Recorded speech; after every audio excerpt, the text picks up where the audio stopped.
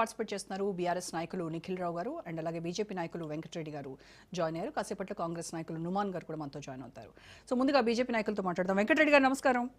నమస్తే అండి. నమస్తే. సో వెంకటరెడ్డి గారు, మున్సిపల్ ఎన్నికలు ఏంటి, గెలుపు ధీమా ఉందా బీజేపీకి? పంచాయతీ ఎన్నికల్లో ఓకే కాస్త ఓటు బ్యాంక్ పెరిగింది, అంటే అది ఎలాగూ పార్టీ గుర్తుపైన జరిగినటువంటి ఎన్నికలు కాదు, బట్ స్టిల్ మీరు సపోర్ట్ చేసినటువంటి వాళ్ళు గతంతో పోలిస్తే చాలా మీ ఇది పెరిగిందనే చెప్పొచ్చు. సో అదే మీరు కంటిన్యూ చేస్తారా? మీ గెలుపు మంత్రం ఏంటి? బీజేపీ మున్సిపల్ ఎన్నికల్లో మీకు ఓటేయాలి అని అంటే మీరు ప్రజలకు ఇచ్చేటువంటి హామీ ఏంటి? మిమ్మల్ని ఏం చూసి మిమ్మల్ని గెలిపించాలి చెప్పండి. ముందుగా మీకు అలాగే రాజ్ న్యూస్ వీక్షకులకి ప్యానెల్ ఉన్న వారందరికీ నమస్కారం. ఈరోజు భారతీయ జనతా పార్టీ మనకు తెలుసు ముందు నుంచి కూడా 2019 నుంచి కూడా బండి సంజయ్ గారి సారథ్యంలో అప్పటి నుండి ఇప్పటి వరకు క్రమక్రమంగా భారతీయ జనతా పార్టీ సీట్లు కానీ ఓటు శాతం కానీ రోజుకు పెరుగుతూ ఉంది. ఏ ఎన్నికల్లో పోటీ చేసినా కూడా ఆ ఎన్నికల్లో మాకు బేసిక్గా కాంగ్రెస్ పార్టీ లాగానో లేకపోతే బీఆర్ఎస్ పార్టీ లాగానో ఇప్పటికి 1000 నుంచి 7000 ఓట్లు, 7000 సర్పంచ్లు లేకపోతే 8000 సర్పంచ్లు అట్లా కాదు మాదంతా కూడా. మేము ముందు నుంచి కూడా పార్టీ పుట్టినప్పటి నుంచి 2 స్థానాలు ఎంపీ స్థానాల నుంచి 330 స్థానాలకి ఏ విధంగా ఎదిగామో అదే విధంగా తెలంగాణ రాష్ట్రంలో కూడా అదే విధంగా ముందుకు పోతా ఉన్నాం. ఇప్పుడు అంతకుముందు ఎన్నికల్లో సర్పంచ్ల స్థానాలు దగ్గర 163 ఉంటాయి. ఇప్పుడు 850 స్థానాలు సర్పంచులు మేము గెలిపించుకున్నాం. 850తో పాటుగా ఉప సర్పంచులు 1000 మంది ఉన్నారు. తర్వాత వార్డు మెంబర్స్ ఇంకా 1000 మంది ఉన్నారు. సో అలాంటిది భారతీయ జనతా పార్టీ క్రమక్రమంగా గ్రామాల్లో, మున్సిపాలిటీల్లో, పట్టణాల్లో పెరుగుతా ఉంది. ఏమైనా హైదరాబాద్ లో కూడా ఎవరు ఊహించిన విధంగా ఎవరు కూడా ఊహించలేదు. 2019లో ఇది హైదరాబాద్ జిహెచ్ఎంసీ ఎన్నికల్లో 48 సీట్లు, 48 కార్పొరేటర్లు గెలుస్తారని చెప్పి ఎవరు కూడా ఊహించలేదు. కాంగ్రెస్ కు అందనంత దూరంలో బీఆర్ఎస్ పార్టీ అధికారం ఉన్నా కూడా వారికి అందనంత దూరంలో మేము ఉన్నాము, గెలుచుకున్నాము. 48 కార్పొరేటర్ గెలుచుకున్నాము. డెఫినెట్ గా భారతీయ జనతా పార్టీ ఇప్పుడు కూడా హైదరాబాద్ లో బీజేపీ హవా ఉంది అని అంటే మరి జూబ్లీ హిల్స్ లో కనీసం డిపాజిట్ కూడా రాలేదు కదా. Jubilee hills separate. Jubilee hills basic గా ఎవరు అధికారంలో ఉంటే వాళ్ళు గెలుచుకుంటారు. అదేవిధంగా నేను ఎందుకు కంపేర్ చేస్తూ చెప్తున్నా అంటే ఇప్పుడు బీఆర్ఎస్ హయాంలో 10 సంవత్సరాల కాలం, 9.5 సంవత్సరాల కాలంలో దగ్గర చాలా 9 బై ఎలక్షన్ జరిగినాయి. 9 ఇట్లలో 6 బై ఎలక్షన్స్ బీఆర్ఎస్ పార్టీ గెలుచుకుంది. కాంగ్రెస్ పార్టీ ఎక్కడ గెలుచుకోలేదు, వాళ్ళకి డిపాజిట్లు కూడా రాలేదు. కనీసం మేము 3 అసెంబ్లీ స్థానాలు గెలుచుకున్నాం బై ఎలక్షన్స్ లో. అలాంటిది ఇప్పుడు వాళ్ళు అధికారం ఉన్నారు, బలము అర్ధ బలము కాంగ్రెస్ పార్టీకి ఉంది. అక్కడ కొంత వాళ్ళు మేనేజ్ చేసుకున్నారు, గెలుచుకున్నంత మాత్రం కాంగ్రెస్ పార్టీకి ఎడ్జ్ ఉందంటే అది తప్పే డెఫినెట్ గా. ఎందుకంటే వాళ్ళకి కావాల్సింది ఏంటంటే హైదరాబాద్ కానీ లేకపోతే మున్సిపాలిటీస్ కానీ గ్రామ అభివృద్ధి కానీ భారతీయ జనతా పార్టీ కానీ లేకపోతే కేంద్ర ప్రభుత్వ నిధులతోటి ప్రధానమంత్రి నరేంద్ర మోడీ గారు ఆలోచిస్తూ ఉన్నారు. ఆ ప్రభుత్వ నిధులతోటే, కేంద్ర ప్రభుత్వ నిధులతోటే ఈ రోజు ఈ తెలంగాణ రాష్ట్రం అభివృద్ధి చెందింది. సంక్షేమ పథకాలు అందుతున్నాయి అంటే డెఫినెట్ గా 10 లక్షల కోట్లు ఏవైతే ఖర్చు పెట్టారో వాళ్ళ హయాంలో, బీఆర్ఎస్ హయాంలో దగ్గర ఇప్పటికీ 12 లక్షల కోట్ల రూపాయల తెలంగాణ రాష్ట్ర అభివృద్ధి కానీ సంక్షేమ పథకాలకి వస్తా ఉన్నాయి. కాబట్టి ఈరోజు మరి 8 పార్లమెంట్ స్థానాలు వచ్చినాయి, 8 అసెంబ్లీ స్థానాలు వచ్చినాయి, 3 ఎమ్మెల్సీలు గెలుచుకున్నాం. డెఫినెట్ గా ఎవరికి ఆలోచించిన దూరంలో మేము గెలుచుకుంటా ఉన్నాం. ఈ రోజు కూడా మున్సిపాలిటీలు అభివృద్ధి చెందుతా ఉన్నాయంటే, హైదరాబాద్ అభివృద్ధి చెందుతా ఉంటే డెఫినెట్ గా కేంద్ర ప్రభుత్వం నిధులతో తప్పితే బీఆర్ఎస్ పార్టీనో లేకపోతే కేసీఆర్ గారు తెచ్చిన డెవలప్మెంట్ కాదు ఇది. ఈ రోజు తెలంగాణ రాష్ట్రంలో బీఆర్ఎస్ కాదని కాంగ్రెస్ పార్టీకి ఓటేశారు. కాంగ్రెస్ పార్టీ కూడా చేసేది అదే. ఏదైతే బీఆర్ఎస్ హయాంలో బీఆర్ఎస్ అడుగు జాడలోనే కాంగ్రెస్ పార్టీ నడుస్తూ ఉంది. కేసీఆర్ గారు ఆలోచించేదే ఇప్పుడు ఈ రోజు ముఖ్యమంత్రి రేవంత్ రెడ్డి గారు ఆలోచిస్తున్నారు. వీళ్ళ దగ్గర ఫైనాన్షియల్ కన్స్ట్రెంట్స్ ఉన్నాయని చెప్పేసి వాళ్ళు డెవలప్ చేయకుండా.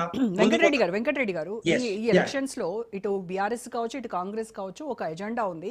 అది నీళ్ల విషయం కావచ్చు, ఒకళ్ళపై విమర్శలు, ప్రతి విమర్శలు, నీళ్లు నిప్పులు రాజేసుకుంటా ఉన్నటువంటి పరిస్థితి మనం చూస్తున్నాం.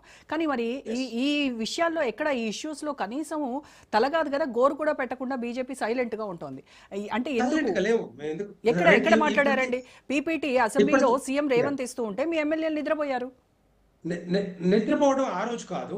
వాళ్ళు బేసిక్ గా వాళ్ళు ఏంటంటే వీళ్ళకి చెప్పాలంటే ఇంకా మేము వాకట్ కూడా చేసాం. ఎందుకంటే మాట్లాడే అవకాశము ప్రతిపక్షాలకి ఇవ్వకపోతే గవర్నెన్స్ ఏ విధంగా ఉంటుంది తెలంగాణ రాష్ట్రంలో? ఫస్ట్ ముందు ప్రతిపక్షాలు మాట్లాడాలి తప్పితే అధికార పక్షంలో ఉన్న ఎమ్మెల్యేలంతా 21 మంది మాట్లాడితే కనీసం ఇద్దరు ఎమ్మెల్యేలకి నాకు అవకాశం ఏంటంటే వీళ్ళు ఇవ్వలేదు. అందుకేనే కదా వీళ్ళు పట్టించుకోకుండా మేము వాకౌట్ చేసినాం. అంటే ప్రతిపక్షం స్ట్రాంగ్ ఉన్నప్పుడే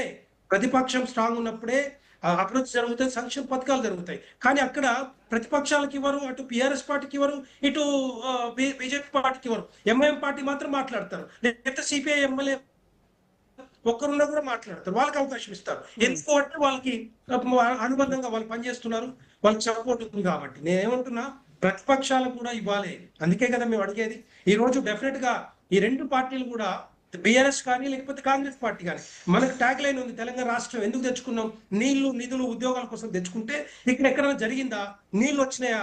ఈ రెండు పక్కన తెలంగాణ రాష్ట్రం పక్కన, ఇటు పక్కన కృష్ణా నది. అసలు నీళ్ల విషయంలో తెలంగాణ రాష్ట్రానికి అన్యాయం, నీళ్ల విషయంలో తెలంగాణకు అన్యాయం చేసిందే బీజేపీ, ఈ రాష్ట్రానికి పట్టిన శని బీజేపీ అని కేసీఆర్ బహిరంగంగా ప్రెస్ మీట్ లో విమర్శించారు. ప్రాజెక్టులకి నిధులు ఇవ్వరు, ప్రాజెక్టులకి పరిమితులు ఇవ్వరు, ఏపీకి మాత్రం అడిగిన వెంటనే వాళ్ళకి పర్మిషన్స్ ఇచ్చేయడము. అంటే మీరు అలయన్స్ లో ఉన్నారు కాబట్టి వాళ్ళకేమో సొంత తల్లి ప్రేమ, యువతల రాష్ట్రానికి ఏమో సవత్ తల్లి ప్రేమ. తెలంగాణ రాష్ట్రం సిద్ధించాక కేసీఆర్ గారు అంతకుముందు ఏమన్నాడు? మేము ప్రాజెక్టులు కడతాం, నీళ్లు తెస్తాం, 1 కోటి ఎకరాల మాగాని చేస్తామని చెప్పారు. ఎవరు సపోర్ట్ చేస్తా అని చెప్పారు వాళ్ళు? మరి ఏ విధంగా చేస్తా అని చెప్పారు?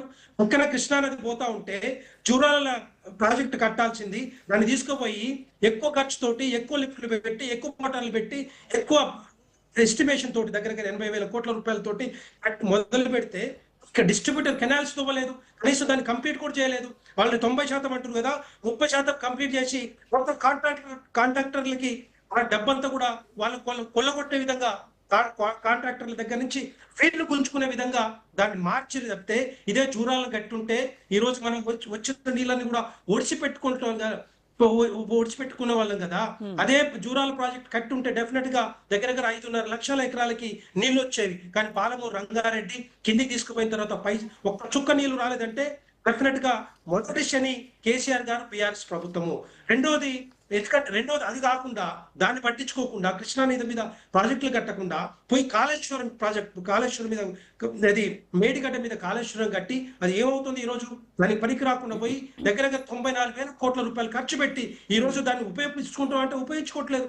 ఆ తమ్మిడి ఎట్ట దగ్గర కట్టే ఏదైతే ప్రాజెక్ట్ ఉందో దాన్ని తీసుకుపోయి మరి 1,000 కోట్ల రూపాయలు ఖర్చు పెట్టి ఎవరు దోపిడీ చేస్తా ఉన్నారు, ఎవరు కొల్లగొడతా ఉన్నారు, ప్రజాధనాన్ని ఎవరు లూట్ చేస్తా ఉన్నారు, ఇన్ని లక్షల కోట్ల మరి అప్పులు ఎందుకు చేస్తా ఉన్నారు, దేనికోసం చేస్తా ఉన్నారు? ఇదంతా కూడా డెఫినెట్ గా కేసీఆర్ గారు కానీ బీఆర్ఎస్ పార్టీ ఫెయిల్యూర్ గానే మేము ముందు నుంచి మొత్తుకుంటామని. అందుకనే అంత అవినీతి జరిగింది అన్నప్పుడు సిబిఐ ఎంక్వైరీకి రాష్ట్ర ప్రభుత్వం లేఖ రాసినప్పుడు మరి మీరు ఎందుకు ముందుకు రావట్లేదు? కాంగ్రెస్ పార్టీకి ఒకటే డిమాండ్ చేస్తాం. ఇప్పుడు కాంగ్రెస్ పార్టీని ఒకటే డిమాండ్ చేస్తున్నాం, కాళేశ్వరం ప్రాజెక్ట్ లో అవినీతి జరిగింది. డెఫినెట్ గా మొత్తం టోటల్ గా 94,000 కోట్ల రూపాయల్లో ఎక్కడ అవినీతి జరిగిందో అదంతా కూడా ఎంక్వైరీ చేయమంటే వాళ్ళు ఏమన్నారు? ముఖ్యమంత్రి గారు డెఫినెట్ గా కాళేశ్వరం మీద ఏది మేడిగడ్డ కానీ, సుందిల్ల కానీ, అన్నారం కానీ 94,000 కోట్ల రూపాయలు ఆ ముఖ్యమంత్రి గారు చెప్పారు. 1,00,000 కోట్లు ఎవరు తిన్నారో అవన్నీ కక్కిచ్చి తెలంగాణ ప్రజలకు పంచుతామని చెప్పారు. మేము డిమాండ్ చేస్తాం ఇప్పటి కూడా. కానీ వీళ్ళు ఏం చేశారు? రిపోర్ట్ వచ్చిన తర్వాత, పీసీ ఘోష్ కమిషన్ రిపోర్ట్ వచ్చిన తర్వాత ఏదైతే మేడిగడ్డ, సుందిల్ల, అన్నారం మీద ఎంక్వైరీ చేయమంటే మేడిగడ్డ మీద చేసి 24,000 కోట్ల రూపాయలు ఇది వెంకటరెడ్డి గారు, రాష్ట్ర ప్రభుత్వం సిబిఐ విచారణకు లేఖ రాసింది కదా, మీరు ఎందుకు దానిపైన స్పందించట్లేదు? అదే దాని గురించి చెప్తా ఉన్నాను. నేనేమంటున్నా, వీళ్ళకి నిజంగానే చిత్తశుద్ధి ఉంటే, దమ్ము ధైర్యం ఉంటే ఆ 3 ప్రాజెక్టుల మీద సిబిఐ ఎంక్వైరీకి లెటర్ రాయమని చెప్పండి. రాయలేదు వాళ్ళు. ఓన్లీ మేడిగడ్డ మీద 24,000 కోట్ల రూపాయలు ఎవరు ఖర్చు పెట్టారు, కలిపి రాస్తే గానీ మీరు చర్యలు తీసుకోరు. మీరు అప్పుడు రంగంలో దిగుతారు. 3 ప్రాజెక్టులకి కలిపి రాస్తేనే మొత్తం ప్రాజెక్టు మీద. ఎస్, డెఫినెట్ గా మేము ఇప్పటికీ డిమాండ్ చేస్తా ఉన్నాం, మొత్తం ప్రాజెక్టు మీద సిబిఐ ఎంక్వైరీకి ఇవ్వాలి. ఇదిగే కాకుండా మిగతా ప్రాజెక్టుల మీద సిబిఐ రావాలంటే సిబిఐ కన్సెంట్ ఇవ్వాల్సిన ఓన్లీ మేడిగడ్డ కాదు. ఓకే వెంకటరెడ్డి గారు, గాట్ యువర్ పాయింట్.